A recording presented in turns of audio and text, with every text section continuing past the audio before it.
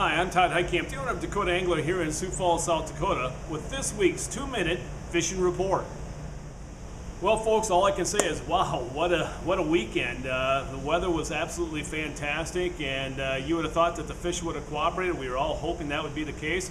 Friday actually was doing quite well, and then Saturday and Sunday, a lot of people came back struggling, and it really makes a lot of people scratch their head, including mine. I really thought that this weekend would have really turned the fishing on, but it really did not cooperate this past weekend. And really what the warm weather has done, it's really starting to take a toll on the ice. And I'm not talking about the ice sheet itself, but mainly our concern is with the access getting on and off the lake. And also, one thing I need to make sure you're all aware of is to be safe out there. I think this is going to be the last opportunity to drive around. I think this weekend, I would not recommend it whatsoever, especially in areas south of Highway 14. Again, the accesses are really what's concerning. The ice sheet itself looks to be fine.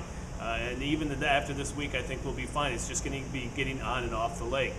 But as far as the fishing report is concerned, guys that did catch fish up in the Northeast, again, the lakes that we've been talking about all year long continue to be Bitter, Waubay, Indian Springs, Opitz, and then also Long Lake west of Watertown. Guys have been doing fairly well there, especially late afternoon and evening.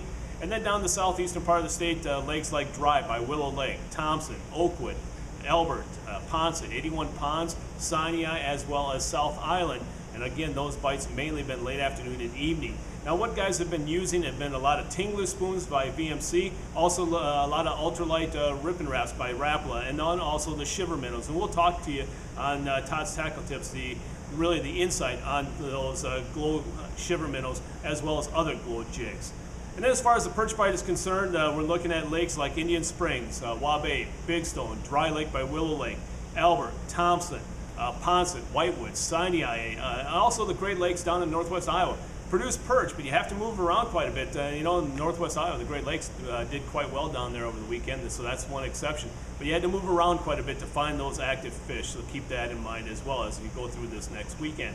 And as far as the crappie bite is concerned, Sinai, Thompson, and Ponset continue to produce a few crappie, especially at Sinai late afternoon and evening. What have you guys been using for the crappie? A lot of tungsten jigs is what you've been saying all year long.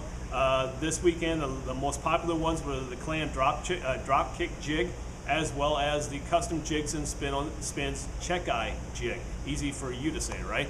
And then also tipped with waxworms, maggots, or small minnows.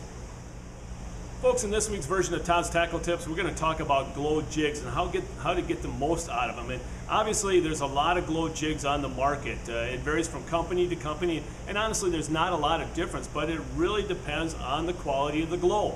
A lot of people don't realize the color of the glow will determine how well and how long that glow lasts underneath the ice in the water.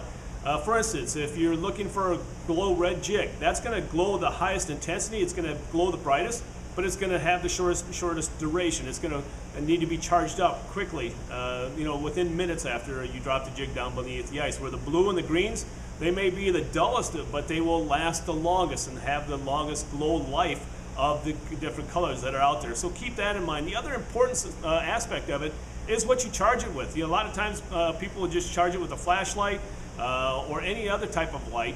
That will work, but not as well as a UV flashlight. It's important to have a UV flashlight that you can use to charge those jigs up. This one here just happens to be by Venom. It's a great UV flashlight for under $10. That when you turn it on, you're going to notice right away it's a different intensity light, and it's going to be used to help glow that jig and make it last a little bit longer. So again, the key is keeping it in mind what you're charging it with, and then also what color of jig you're using. What color of glow? Are you looking for the higher intensity red or the longer lasting duration glow that you see in the blue and the green? Now it's time to take a look at a few photos that you sent in to me this past week.